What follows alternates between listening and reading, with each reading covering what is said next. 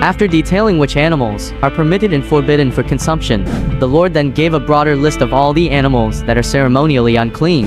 As mentioned, this includes animals that have hooves that are not evenly divided, and animals that does not chew the cud. These animals are considered unclean, and anyone who touches their carcasses will also be unclean. And among the animals that walk on all fours, those that have paws are considered unclean. Anyone that touches the carcasses of such animals will be considered unclean until the evening. And if someone picks up its carcass, then that person must wash his clothes and will be considered unclean until the evening. For small animals that scurry along the ground, the following are considered unclean. This includes the mole, the mouse, the gecko, the monitor lizard, the sand reptile, the sand lizard, the chameleon, and the large lizard and all its kind. If anyone touches the carcasses of these animals, then that person will be considered unclean until the evening.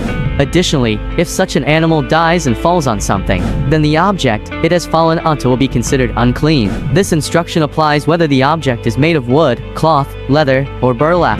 The object must then be dipped in water, and it will remain unclean until evening, and after that, it will be ceremonially clean and can be used again. If such an animal falls into a container that is specifically made of clay, then the container itself will be unclean, as well as its contents, and thus, it must be smashed. In addition, if the water from an unclean container spills on any food, then that food will also be unclean.